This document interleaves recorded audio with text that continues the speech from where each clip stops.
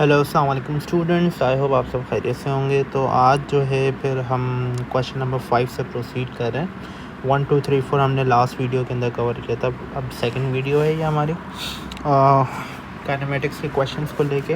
अपनी वर्कबुक्स वगैरह निकाल लें। पेज नंबर 50 है ये आपका, ठीक है। तो क्वेश्चन आपका बोल रहा है अ window cleaner drops a sponge from a balcony of a hotel eight time t equals to 0। Figure 1.1 is the speed time graph. अब ज़ाहिर है स्पीड टाइम ग्राफ है, तो हमने आपको ये सिखाया है कि स्पीड टाइम ग्राफ हो अगर, तो उसका जो स्लोप होता है वो बराबर होता है आपके एक्सेलरेशन के, और जो उसका एरिया होता है वो बराबर होता है डिस्टेंस के। तो ये चीज़ हमने पढ़ ली थी, ठीक है, डिस्टेंस के बराबर होता है। अच्छा जी, इसके अलावा जो है अब हम आगे प्रोसीड करते हैं। State a value for time t when the sponge is moving with a uniform speed. Uniform speed, अब यहाँ पे वही वाली चीज़ आ गई कि आपको ग्राफ पढ़ने से पहले अपना वो खोल लें, क्या बोलते हैं, जो हमने पैटर्न्स आपको सिखाएं, तो पैटर्न्स आपको पता होने चाहिए। अपने ये वाले पैटर्न्स जो हैं हम यहाँ से कॉपी कर लेते हैं। कॉपी करके जल्दी से आगे बढ़ते हैं, ठीक है। यहाँ पे आ जाओ, पैटर्न पेस्ट कर दो, यहाँ पे ले आओ, यहीं पे, ठीक है, सही है भाई। ये तुम्हारे पैटर्न आ गए सारे। अच्छा, पेन ले आओ वापस से। अच्छा, with a uniform speed. Uniform speed का मतलब होता है constant speed, no acceleration. No acceleration, no acceleration का जो ग्राफ कैसा होना चाहिए, हॉरिजॉन्टल।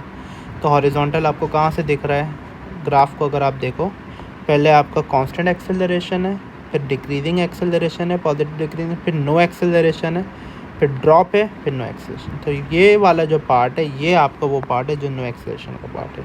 तो इसमें से आप कोई भी टाइम लिख सकते हो, यानी आप समझो कि यहाँ से लेके यहाँ तक का बीच में कोई भी आप टाइम लिख सकते हो। लेट्स से मैं 2.0 सेकेंड लिख लेता हूँ। Acceleration at a non uniform rate. Non uniform rate का मतलब कर्व है, तो कर्व में आप कुछ भी लिख सकते हो कर्व में, ठीक है।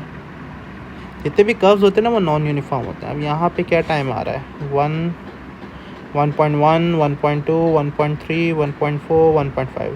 तो ये आ रहा है अराउंड, मैंने लिया है 1.1 1.2 1.3 1.4 1.3 और 4 1.35 सेकेंड्स ले लो, ठीक है, या 1.4 भी ले सकते हो। 1.35 सेकेंड्स ले रहा हूँ मैं, आप 1.4 भी ले सकते हो, वो भी ठीक है। आप 1.3 भी ले सकते हो, वो भी ठीक है। डीसेलरेटिंग, डीसेलरेट का मतलब है स्पीड का ड्रॉप होना। तो स्पीड बढ़ रही है, बढ़ रही है, बढ़ रही है, कांस्टेंट वैल्यू, और यहाँ पे स्पीड ड्रॉप हो गई। तो परफेक्टली 2.5 सेकेंड्स को आपकी स्पीड ड्रॉप हो रही है। इससे ना ऊपर अलाउ है ना नीचे। फिर लिखा हुआ है calculate the distance travel by the sponge at time t equal to 0 and 0.75। तो स्पॉन्ज का डिस्टेंस कैलकुलेट करना है। डिस्टेंस का मतलब है हमें कैलकुलेट करना है एरिया। यहाँ पे आ जाओ ज़रा, 0.5, ये 0.6, ये 0.7, ये 0.8, ये 0.75 ये वाला, यानी यहाँ से लाइन ड्रॉ करो और इधर से आ जाओ, ये रहा। अच्छा, 1 मिनट रुको, ठीक है भाई। अच्छा, अब ये है 6 और 8 के दरमियान यहाँ पे 7 होगा, यानी एक बॉक्स 2 को रिप्रेजेंट करे। 6.2 6.4 7 7.2 7.3 है ये, 7.2 7.3 या 7.3 नहीं है, सॉरी, ये है 7.2 ये हो जाएगा 4 बॉक्सेस के बराबर है ना ये, तो 7.4 हो जाएगा ये, 7.4। हाँ, एक बॉक्स 4 के बराबर है, तो आधे बॉक्स से आधे बॉक्स को मूव करने के लिए 7.4, यानी एक पूरा बॉक्स कितने के बराबर है, 4 0.4 के बराबर है। तो आधे बॉक्स से आधे बॉक्स भी 4 0.4 यानी 7.4 आना चाहिए ये। तो अब एरिया निकालना है ना भाई इसका। तो एरिया, क्योंकि डिस्टेंस निकालना है, तो डिस्टेंस तुम्हें पता है कि स्पीड टाइम ग्राफ का जो डिस्टेंस होता है वो उसका एरिया के बराबर होता है। ये हमने पढ़ा है ना, स्पीड टाइम ग्राफ का डिस्टेंस एरिया के बराबर होता है। तो हमें क्या करना पड़ेगा, इसका एरिया निकालना है। अब एरिया निकालने के लिए ट्राइंगल बन रहा है, तो ट्राइंगल है half times base times height, half base हो जाएगी इसकी 0.75, हाइट हो जाएगी 0.74। जो भी आंसर निकले फिर आप इसको कैलकुलेट कर लीजिएगा, ठीक है। इस तरीके से आंसर लिख लीजिएगा कैलकुलेट करके। क्वेश्चन नंबर 6 पे आ जाइए। 1 मिनट रुकिएगा प्लीज़।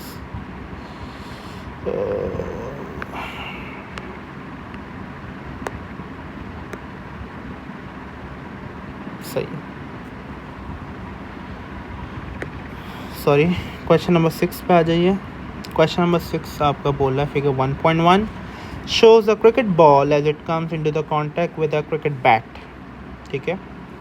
अच्छा जी, the cricket ball has the mass of 0.16 kg, it heads the bat with the speed of 25 metre per second. Let's say मिसाल के तौर पे ये बैट है, ये आपका बैट है और ये बॉल है यहाँ पे, ठीक है। बॉल इसका बोला 0.16 kg की बॉल है, जब बैट को हिट करने वाली होती है तब है 25 मीटर पर सेकेंड, ठीक है। इसने बता दिया, यहीं पे बताया है। डायग्राम बनाते रहना साथ साथ। देखो डायग्राम बनाने की आदत डालो, जितनी अच्छी डायग्राम मुनासिब डायग्राम बनाओगे उतना ईजी हो जाएगा क्वेश्चन सॉल्व करना। After being in contact with the bat of 0.13, ये टाइम आ गया तुम्हारे पास, ये भी हाईलाइट कर लो भाई, टाइम आ गया। It rebounds with the speed of 22 metre per second in the direction opposite direction में 22 मीटर पर सेकेंड की स्पीड से जा रही है, सही है। What is the difference between speed and velocity? तो speed is a scalar quantity, velocity is a vector quantity. या speed is basically a scalar quantity and velocity is a vector quantity.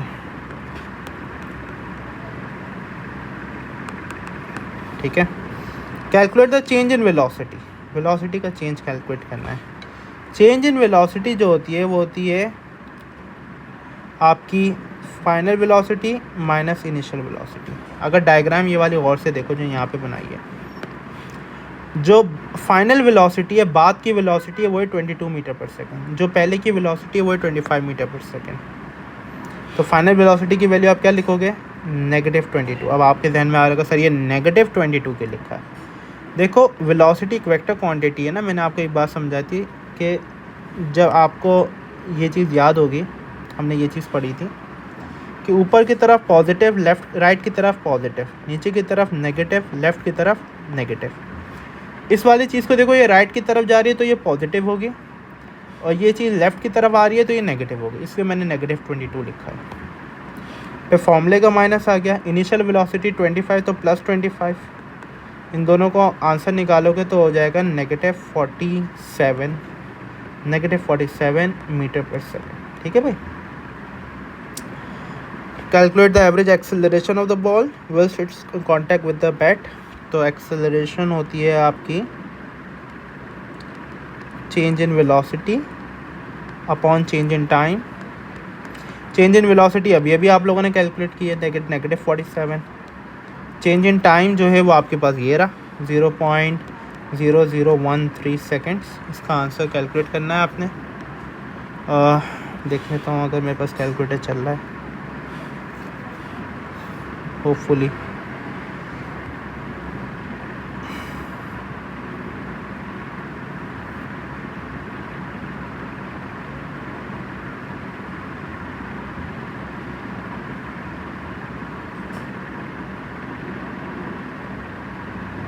आ गया। तो अब -47 ऑन करते हैं पहले, तो आ गया, ठीक है। -47 divided by 0.0013 seconds, that is equal to -3600,153। लेकिन आप इसे 2 सिग्निफिकेंट फिगर में आंसर दोगे 36,000 न्यूटन आ जाएगा इसका answer. Sorry, not 1000 newton, it will be metre per second square, क्योंकि एक्सेलरेशन है ना। फोर्स निकालनी है, फोर्स सिंपल है, F = m है। मास पता होना चाहिए बस, मास है 0.16 kg, ये रहा 0.16। एक्सेलरेशन ले लो 3600,153, ठीक है। तो answer multiply by 0.16 that is equal to 57,084। आप इसको 58,100 ले लीजिए newton level. Two significant figure के ऊपर राउंड ऑफ कर दिया। ठीक है, तो इस तरीके से यह सॉल्व होना था आपका पूरा सॉल्व क्वेश्चन। क्वेश्चन नंबर 7 के ऊपर आ जाओ। अच्छा, क्वेश्चन नंबर 7 जो है वो आपका कह रहा है, कैलकुलेटर पे वापस आ जाएंगे, मसला नहीं है। Figure 1.1 shows a distance time graph. Distance time graph है, जल्दी से जहन में ले आते हैं। डिस्टेंस टाइम ग्राफ जो होता है हमारा टाइम ग्राफ, ठीक है, उसका जो स्लोप होता है वो रिप्रेजेंट करता है स्पीड या वेलोसिटी को, और उसका जो एरिया होता है वो किसी भी चीज़ को रिप्रेजेंट नहीं करता। Determine the distance between A and B at time t equals to 20 seconds. अब time t equals to 20 seconds ये रहा। अगर आप देखो t इक्वल्स टू 20 सेकेंड्स पे b जो है वो 200 है, और t इक्वल्स टू 20 सेकेंड्स के ऊपर जो a है वो एक डिफरेंट डिस्टेंस रखते हैं। हम ज़रा यहाँ से तो आपको थोड़ा दिखाते हैं। t इक्वल्स टू 20 सेकेंड्स के ऊपर आप देखो तो ये है आपका 200, और ये जो चीज़ है आपकी थोड़ी सी ज़्यादा है इस तरीके से, ठीक है। तो ये 200 है, और वो अराउंड 200 किस तरह डिवाइड करेंगे इसे, 220, 240, 250, 250 हो गया। ये नीचे 250 नहीं 260 हो जाएगा। 260 270 हो रहा है अराउंड। तो 270 आ गया यहाँ पे, और ये 200 आ गया। तो इन दोनों को माइनस करोगे आप, 270 minus 200 that is equal to around 70 metres, तकरीबन इतना आ रहा है। इस तरह निकालना था ये। Difference in time taken by A and B for the race. अब ए को जो टाइम लगा है वो लगा है आपका ये चीज़, और बी को लगा है टाइम ये वाला। ए को लगा है 38 सेकेंड्स, बी को लगे हैं 50 सेकेंड्स। दोनों के टाइम का डिफरेंस निकालो। 50 seconds minus 38 seconds that is equal to around 12 seconds. सही है। तो टाइम निकालने के लिए हमने एक्स एक्सिस को देखा है, और डिस्टेंस निकालने के लिए वाई एक्सिस को देखा है, क्योंकि ये अच्छा इसमें चूँकि वेलोसिटी नहीं मांगी, कुछ भी नहीं मांगा, इससे स्लोप वगैरह का भी कोई चक्कर नहीं आया इसमें। आगे देखते हैं। The cyclist C starts the race. अब साइक्लिस्ट सी की बात हो रही है। At the same time as A and B and covers the first 200 metres of the race at the constant speed of 5 metre per second. He then accelerates and finishes the race at time t equals to 60 seconds. Number 1. Figure 1.1 draw the distance time graph for the cyclist C. On figure 1.1 तो हमें figure 1.1 पे ही अपनी जो है diagram draw करनी है, ठीक है। अब figure 1.1 पे डायग्राम ड्रॉ करने के लिए हम क्या करेंगे, सबसे पहले एक रफ चीज़ बना लेते हैं। ये हमारा डिस्टेंस टाइम ग्राफ है, ठीक है। 200 मीटर वो कवर कर रहा है, 200 मीटर्स, ठीक है। लेकिन 200 मीटर्स जो है वो टाइम नहीं पता वो कितने टाइम में कवर कर रहा है, ये मसला आ रहा है। लेकिन उसके लिए हमारे पास डिस्टेंस गिवन है, हमारे पास स्पीड गिवन है, तो हम फॉर्मूला लगा सकते हैं speed equal to distance upon time. Distance upon time, तो टाइम हमारा हो जाएगा डिस्टेंस अपॉन स्पीड। डिस्टेंस उसने कवर किया है 200 मीटर, स्पीड उसकी लगी है 5, तो 200 divide by 5, 5 one the 5, 5 4 the 20, 40 seconds हो जाएंगे तकरीबन।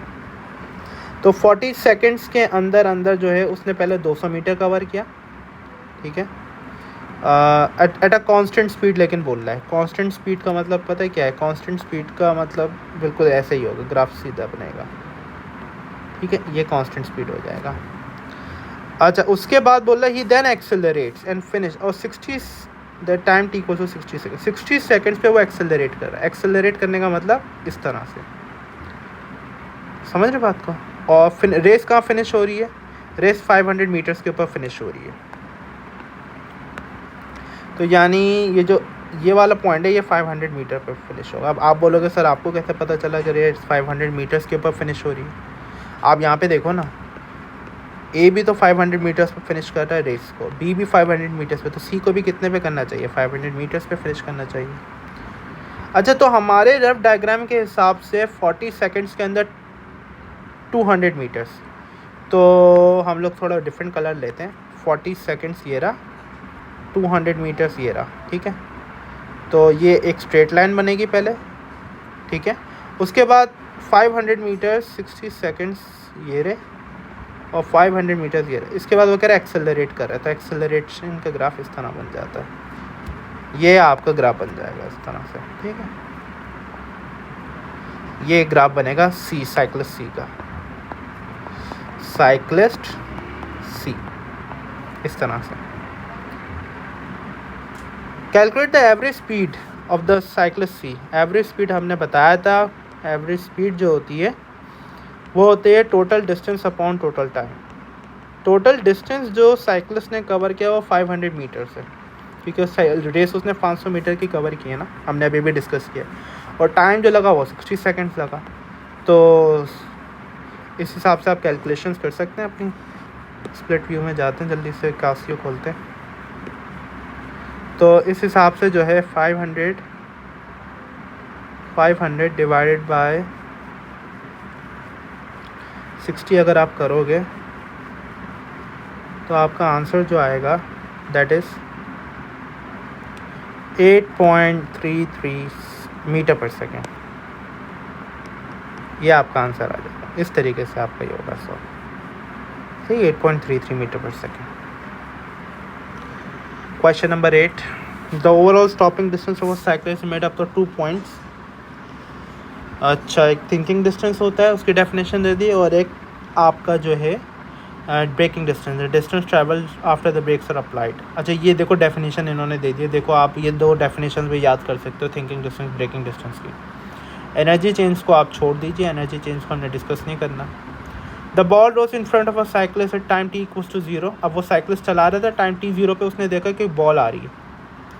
The cyclist brakes and comes to rest. अब साइक्लिस्ट पहले सोचेगा तो ये उसका रिएक्शन टाइम हो जाएगा, और फिर वो ब्रेक अप्लाई करेगा, तो ये चीज़ थिंकिंग डिस्टेंस हो जाएगी, और फिर ये क्या हो जाएगा, ब्रेकिंग डिस्टेंस हो जाएगा। ये थिंकिंग डिस्टेंस कवर हो जाएगा, ये ब्रेकिंग डिस्टेंस।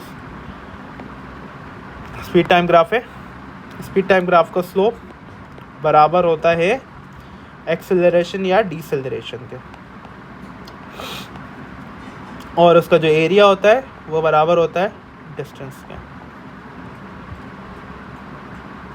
तो सबसे पहले पूछा रिएक्शन टाइम कितना है, तो ये चूँकि सोच रहा है यहाँ तक, तो इसका रिएक्शन टाइम अभी आया है 0.4 सेकेंड पे आया है, क्योंकि उसने वहाँ पे ब्रेक अप्लाई करने से पहले का है ना। Use figure 12.2 calculate the thinking distance. अब थिंकिंग डिस्टेंस कैलकुलेट करना है। थिंकिंग डिस्टेंस कैलकुलेट करने का तरीकाकार, इसका एरिया निकालना। क्यों भाई, क्योंकि इस स्पीड टाइम ग्राफ है ना, स्पीड टाइम ग्राफ का डिस्टेंस निकालना है अगर उसमें से, तो हमें क्या कैलकुलेट करना पड़ेगा, एरिया। तो एरिया ये रहा आपका, एरिया आप करोगे लेंथ टाइम्स ब्रेथ, ठीक है। मैं यही कैलकुलेट कर लेता हूँ, लेंथ टाइम्स ब्रेथ। लेंथ है इसकी कुछ 7, ब्रेथ है 0.4, 7 × 0.4 आप करके देख लीजिएगा, जो भी आपका आंसर है। हम चेक भी कर लेते हैं अगर हमारे पास कैलकुलेटर चल रहा है।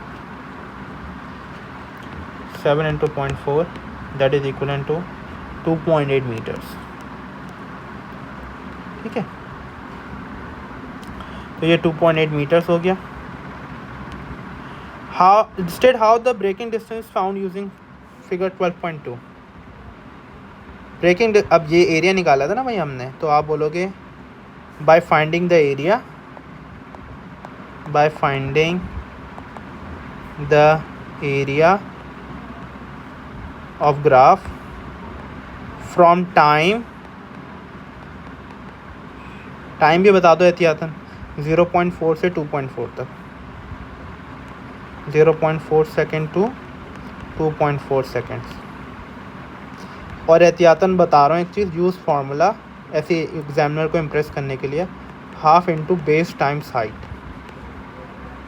ऐसे इम्प्रेस करने के लिए, अपनी थोड़ा झाड़ने के लिए कि भाई मतलब अगर आप एरिया निकलवाओगे भी आगे हमसे, तो हमें आता है निकालना।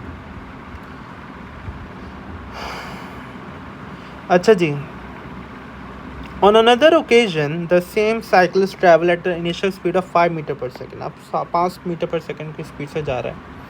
अब ball roll in the front of the cyclist time t equals to 0, the reaction time is same, deceleration of the car cycle is same, draw the new speed time graph. उसने बोला अब पहले स्टार्ट किससे हो रही थी speed, 7 metre पर second से, अब किससे स्पीड स्टार्ट हो रही है, अब 5 मीटर पर सेकंड से स्टार्ट हो रही है। तो मैं एहतियातन जल्दी से ये मिटाऊँ पहले अभी, ठीक है। 5 मीटर पर सेकंड से स्पीड स्टार्ट होगी, तो ये 1 2 3 4 और फिर 5 क्या हो जाएगा, 2 3 4 5, ये 5 हो जाएगा। तो 5 मीटर पर सेकंड से स्पीड स्टार्ट होगी और यहाँ तक तो ग्राफ बिल्कुल हॉरिजॉन्टल सेम रहेगा। आप बोलोगे सर ऐसा क्यों करा आपने, या देखो रिएक्शन टाइम तो सेम रहेगा ना, बंदा थोड़ी ना बदल गया है। तो अगर बंदा नहीं बदला तो बंदे का रिएक्शन टाइम तो सेम रहेगा। तो पहले अगर 0.4 सेकंड लगेंगे तो बाद में भी 0.4 सेकंड लगेंगे। उसके बाद उसने बोला डीसेलरेशन सेम रहेगी। डीसेलरेशन सेम रहने का मतलब ये है कि आपका जो स्टॉपिंग है वो सेम होगी। अब हमें टाइम निकालना पड़ेगा कि किस टाइम पे, देखो भाई सिंपल सी बात ये है कि 2.4 तक तो नहीं आएगी ना। एक बात को समझने की कोशिश करना, मैं भी समझा रहा हूँ एक चीज़। देखो पहले डीसेलरेशन का स्लोप ये रहा, ठीक है, और अब डीसेलरेशन का स्लोप आपने जो है वैल्यू कैलकुलेट करके निकालना है। सवाल ये पैदा होता है कि ये किस टाइम पे आके स्टॉप होगी, ये बहुत बड़ा क्वेश्चन है। इस क्वेश्चन को आंसर करने के लिए आप इसको इस तरह से समझें कि ये टाइम निकालना है। अब ये टाइम निकालने के लिए मेरे पास इसकी इनिशियल स्पीड 5 है, इसकी फाइनल स्पीड 0 है, टाइम मेरे पास नहीं है। तो मैं क्या कर सकता हूँ, इसमें बड़ा आसान तरीका है। सबसे पहले उसने बोला डीसेलरेशन से, मैं तो मैं काम करता हूँ इसकी डीसेलरेशन कैलकुलेट कर लेता हूँ।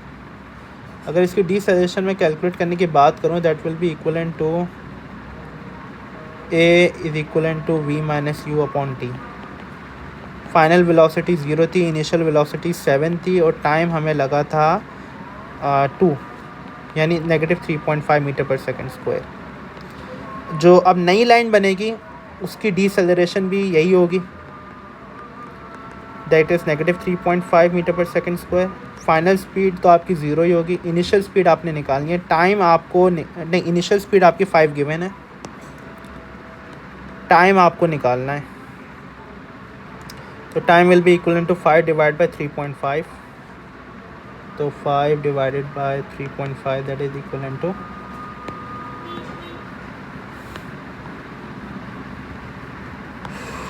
1.43 सेकेंड्स।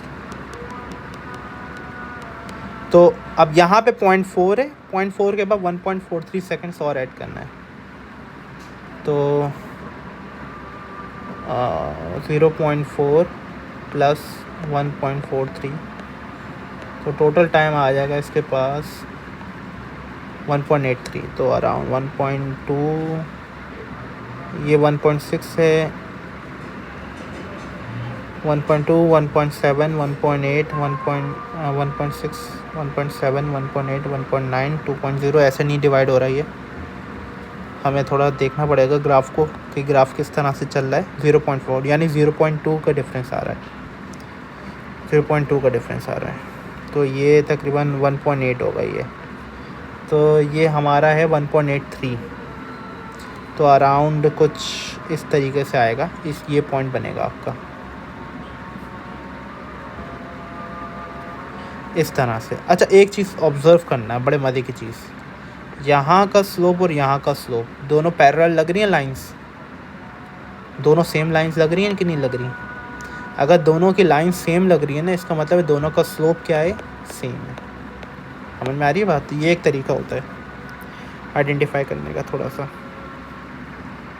तो ये क्वेश्चन इस तरह से होना था, थोड़ा डिफ़िकल्ट क्वेश्चन था, ये इजी नहीं था।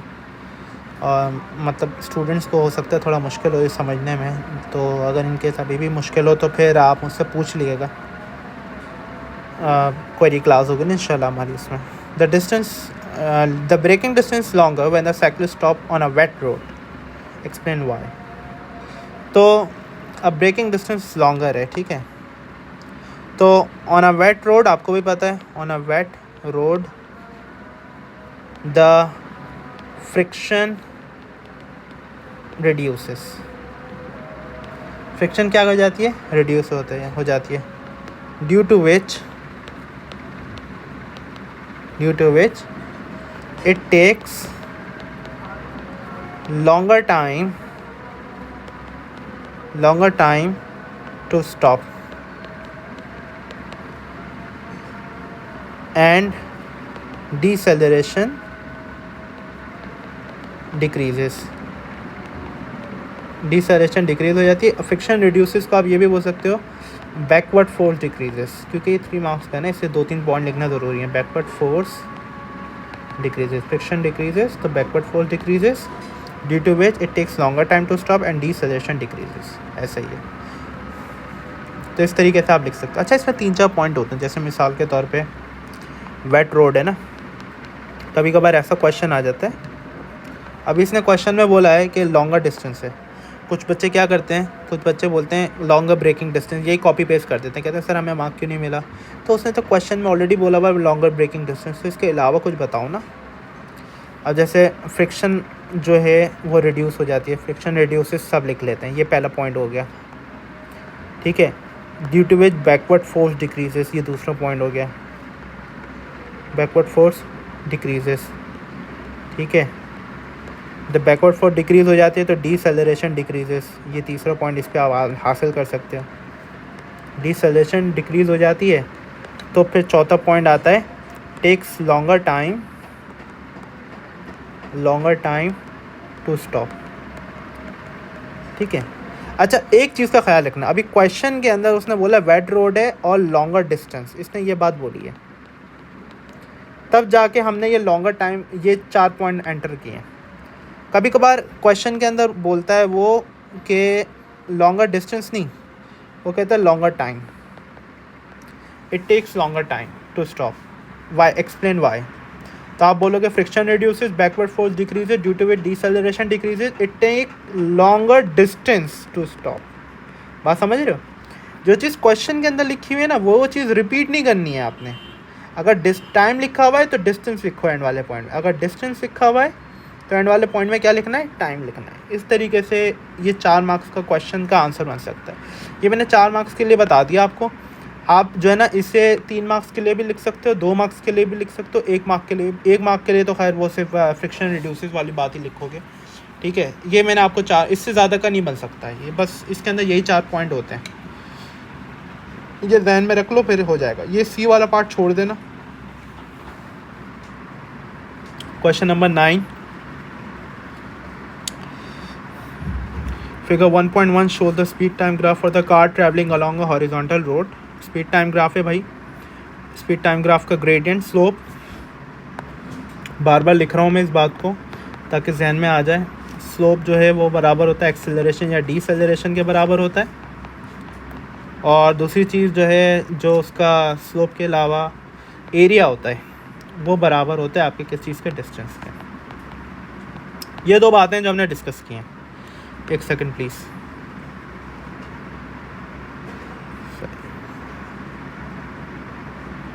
सही है. अच्छा जी, on figure 1.1 mark and label a point where the car has a non uniform deceleration. Non uniform का मतलब आपको पता है कर्व्स होते हैं, तो this is that non uniform part. Curve वाला पार्ट ये है, इसको आप लेबल भी कर सकते हो non uniform deceleration. Non uniform deceleration. Calculate deceleration of a car at time T equals to 3 seconds. अब 3 सेकेंड्स ये रहा, ये है 3 सेकेंड्स. अच्छा, कुछ लोग बोलेंगे सर आपको कैसे पता चला 3 सेकेंड, ये 2 है ये 4 है, तो बीच में क्या आएगा, 3 सेकेंड. अब 3 सेकेंड में स्ट्रेट लाइन है ना, ठीक है. स्ट्रेट लाइन मैंने आपको बताया था ना, ये कांस्टेंट लाइन होती है, पॉजिटिव कांस्टेंट होती है या नेगेटिव कांस्टेंट होती है. इसका मतलब ये नेगेटिव कांस्टेंट डिसेलरेशन है, ठीक है. अब आपने ये बताना है कि इसकी वैल्यू क्या है. इसकी वैल्यू निकालने के मैंने आपको 2 तरीके बताएं. एक तो ये है कि 2 कोऑर्डिनेट वगैरह चूज़ कर लो, ठीक है. अगर वो बोला डिसेलरेशन निकालनी है, इसका मतलब है वो स्लोप निकालने को बोल रहा है, सिंपल सी बात है. तो स्लोप निकालने के लिए या तो 2 कोऑर्डिनेट चूज़ कर लो. अच्छा, एक चीज़ का ख्याल करना, ये कर्व वाले पार्ट से पहले मतलब इन दोनों, ये जो लाइन का पार्ट मैंने आपको दिखाया ना, मार्क किया, इसके दरमियान के 2 कोऑर्डिनेट आप कोई चूज़ कर सकते हो. एक बात तो ये होगी. या फिर सिंपल से एक ट्रायंगल बना लो, delta Y over delta X करो, जिस तरह अभी यहाँ पे मैं एक ट्रायंगल बना के दिखा देता हूँ. ये चीज़ डेल्टा वाई हो गई, ये डेल्टा एक्स हो गया, ठीक है।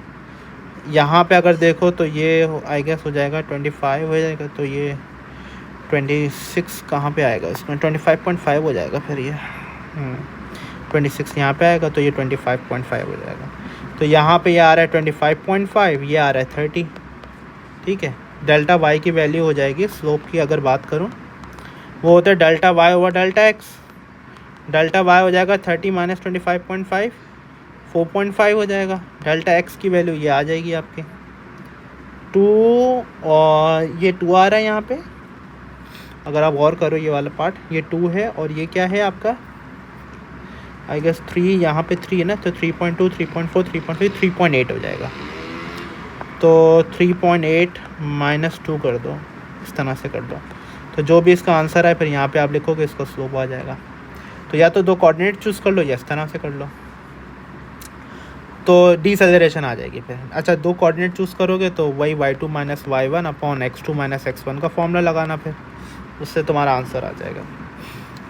Explain in terms of horizontal forces that act on the car why its speed is constant at time t equals to 1 second. अच्छा भी हॉरिजॉन्टल फोर्सेज, अब सिंपल सी बात है ना यार, अगर एक गाड़ी है, ठीक है, एक गाड़ी है, उसकी 2 टाइप की फोर्स होती है। एक होती है उसकी ड्राइविंग फोर्स, ठीक है, दूसरी होती है उसकी रेजिस्टिव फोर्सेस। अब रेजिस्टिव फोर्सेस में एयर रेजिस्टेंस भी आ सकती है और फ्रिक्शनल फोर्स भी आ सकती है। अब कोई भी चीज़ कांस्टेंट कब होती है, कोई भी चीज़ टर्मिनल वेलोसिटी पे कब पहुंचती है, कांस्टेंट वेलोसिटी पे कब पहुंचती है, जब उसकी आगे की फोर्स और उसकी पीछे की फोर्स इक्वल हो जाए। तो आप बोलोगे यहाँ पे it's forward driving force becomes equal to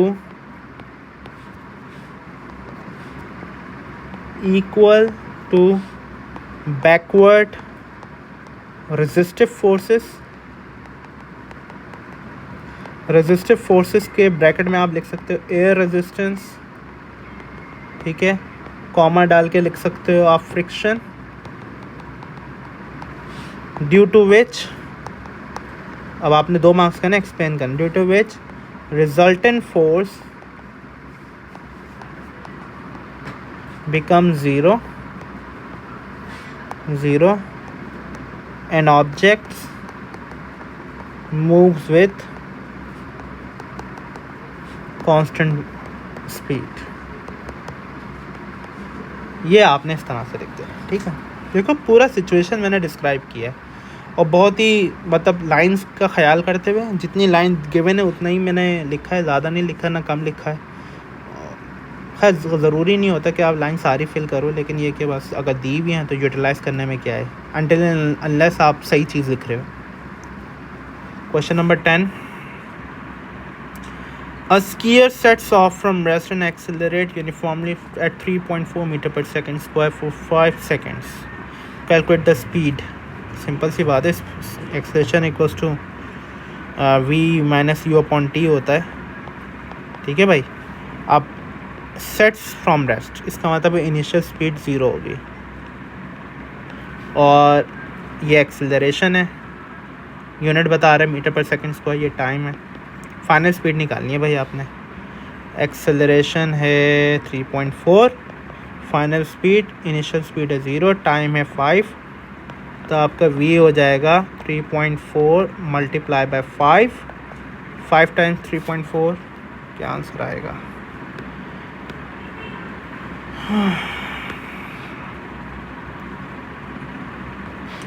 तो 5 टाइम्स 3.4, आंसर आ जाएगा 17 मीटर पर सेकेंड।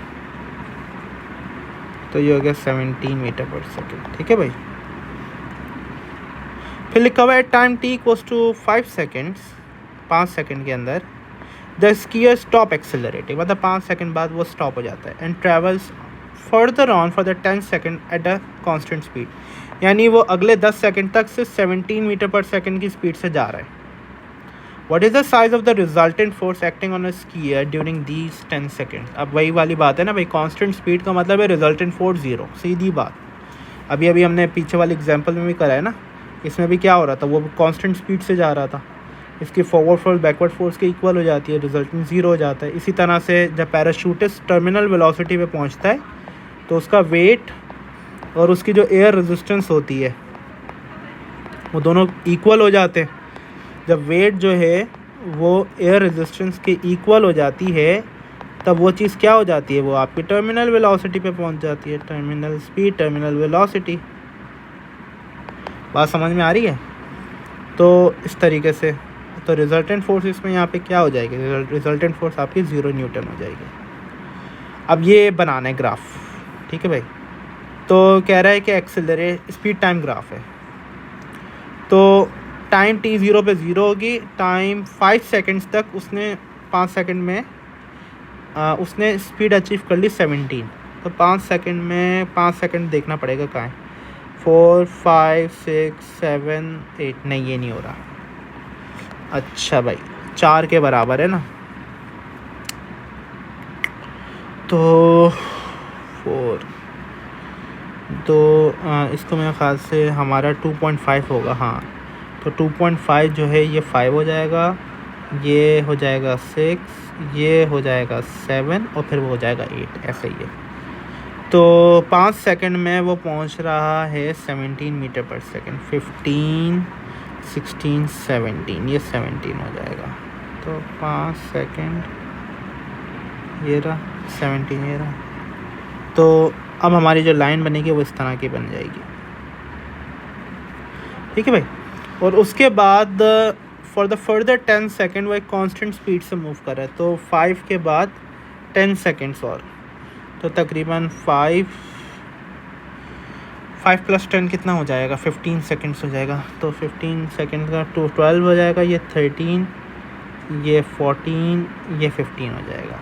15 16 बिल्कुल सही है। तो ये चीज़ हमारी जो है इस तरीके से बन जाएगी, सही है। यह आपका ऐसा बन जाएगा ग्राफ। थोड़ा मुश्किल ग्राफ होता है, ग्राफ बनाना इजी नहीं होता, लेकिन ये कि बार बार देखो वीडियो को और ट्राई करो, हो जाता है, सबसे हो जाता है। State how the distance travelled by the skier can be determined using the speed time graph.